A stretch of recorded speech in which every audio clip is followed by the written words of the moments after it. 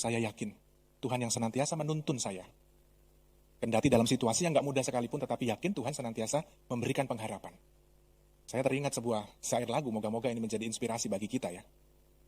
Tuhan tak pernah janji, langit selalu biru, tetapi Dia berjanji, selalu menyertai. Tuhan tak pernah janji, jalan selalu rata, tetapi Dia berjanji, berikan kekuatan. Jangan pernah menyerah, jangan berputus asa. Mukjizat Tuhan ada saat hati menyembah.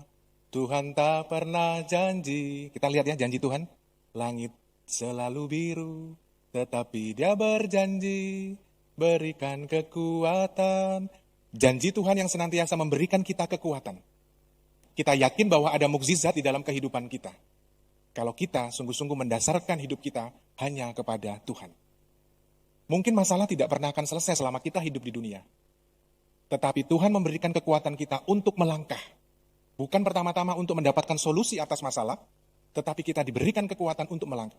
Sebagaimana Nabi Elia, sungguh-sungguh diberikan kekuatan oleh Tuhan, kendati mengalami kesendirian. Tuhan gak pernah meninggalkan kita sedetik pun. Dan Tuhan senantiasa menyertai setiap langkah kehidupan kita.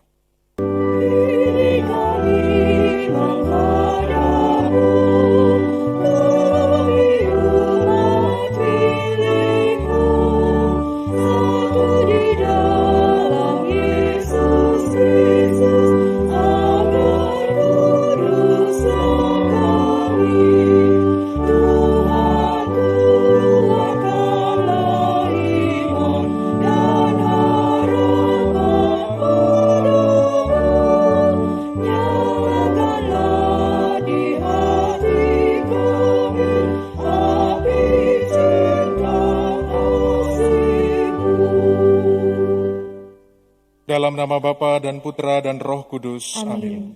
Rahmat Tuhan kita Yesus Kristus, cinta kasih Allah dan persekutuan Roh Kudus bersamamu. Dan bersama rohmu. Oma dan Opa, Ibu dan Bapak, Saudara-saudari, teman-teman muda, serta anak-anak yang dikasihi Tuhan, dan juga frater dan suster, selamat pagi semuanya. Pagi. Pada kesempatan Ekaristi pagi ini, Jumat Pekan Biasa yang ke-10, kita bersama-sama mengucap syukur kepada Tuhan atas segala rahmat kasih dan karunia-Nya di dalam keluarga kita dan juga dalam komunitas kita. Kita juga bawa seluruh intensi-intensi di dalam hati kita dan juga intensi yang tadi sudah ditayangkan dan kita doakan bersama. Mari kita mengawali Ekaristi kita pada pagi hari ini seraya kita menyesali segala dosa dan kelemahan kita agar kita sungguh layak dan pantas merayakan misteri yang suci ini. Brother, suster, ibu bapak, saudara-saudari yang terkasih, minggu lalu kalau nggak salah, seperti biasa saya didatangi oleh sebuah keluarga dari Bilangan Jakarta ujung ya, Tangerang maksudnya. Dari Tangerang datang ke sini cerita, sharing dan lain sebagainya. Salah satu yang istimewa yang saya temukan dalam pembicaraan itu, bagaimana mereka bercerita mengenai situasi atau pengalaman dalam hidup keluarga mereka yang dalam arti tertentu menjadi tidak mudah. Problem di antara anak-anak, padahal sudah dewasa ya anak-anaknya ya. Yang satu sudah usia 40, yang satu sudah usia 30-an dan seterusnya sampai anak yang ke-6 kalau nggak salah. Tetapi dalam perjalanannya, terutama sang ibu, sampai pada titik mengatakan, Romo saya nggak kuat lagi. Begitu banyaknya penderitaan silih berganti, bahkan yang satu belum selesai muncul lagi masalah yang lain. Yang satu mau diselesaikan, belum selesai muncul lagi yang lain. Entah dari anak-anaknya, dari mereka sendiri, ataupun keluarga besarnya. Apapun itu. Dalam arti tertentu, ya saya mendengarkan dan tidak banyak bicara sebetulnya. Lalu saya mengajak keluarga ini untuk berdoa di adorasi. Kita punya ruang adorasi yang bisa kita manfaatkan bersama. Lalu saya minta untuk berdoa. Dan dalam doa itu saya berefleksi mengenai pengalaman hidup kita manusia, mengenai pengalaman hidup kita sebagai orang beriman Kristiani. kadang kalau kita mengalami situasi yang mentok ya, mengalami situasi yang kadang-kadang nggak ada jalan keluarnya lagi. Sudah diusahakan ke kiri, sudah diusahakan ke kanan, apapun sudah diusahakan, masih terus dalam masalah. Dan sampai titik tertentu, kita sebagai manusia jangan-jangan juga bisa mengatakan dalam hati, saya sudah nggak kuat lagi. Bukan karena tidak kuat lalu karena sakit, tetapi sungguh-sungguh tidak kuat kalau dalam bahasa pemazmur tidak tahan dengan segala macam penderitaan dan kesengsaraan yang dihadapi.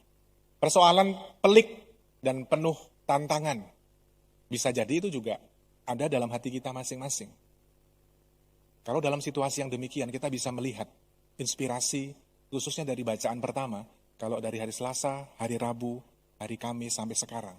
Bagaimana pergulatan Nabi Elia memberikan kesaksian tentang Allah sendiri menjadi tidak mudah. Karena bertemu dengan nabi-nabi palsu, nabi-nabi Baal. Dan juga ketemu dengan bangsa Israel yang seperti kita tahu, mereka sendiri tidak taat kepada Allah. Tetapi Nabi Elia sungguh-sungguh dituntun oleh Tuhan untuk bisa bagaimana terus mengusahakan yang baik.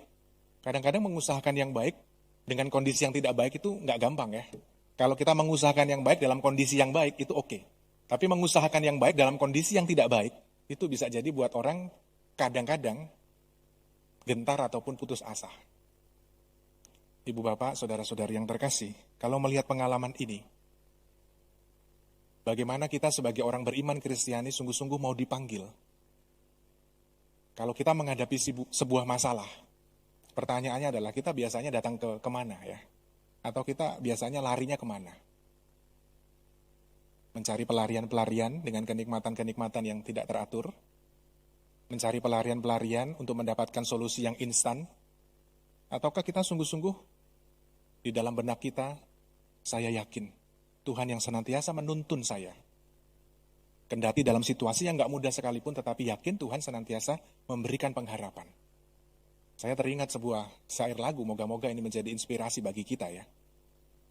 Tuhan tak pernah janji, langit selalu biru, tetapi Dia berjanji, selalu menyertai. Tuhan tak pernah janji, jalan selalu rata, tetapi Dia berjanji, berikan kekuatan. Jangan pernah menyerah, jangan berputus asa. Mukjizat Tuhan ada saat hati menyembah. Tuhan tak pernah janji. Kita lihat ya janji Tuhan. Langit selalu biru, tetapi Dia berjanji, berikan kekuatan. Janji Tuhan yang senantiasa memberikan kita kekuatan.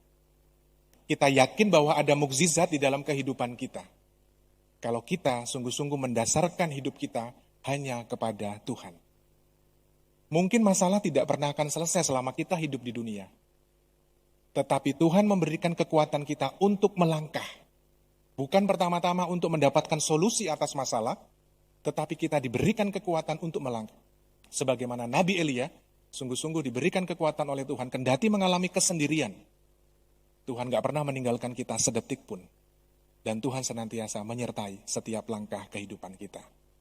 Tuhan memberkati. Amin.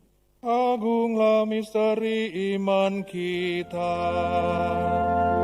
penyelamat dunia, selamatkanlah kami, karena melalui salib dan kebangkitan-Mu, Engkau telah membebaskan kami.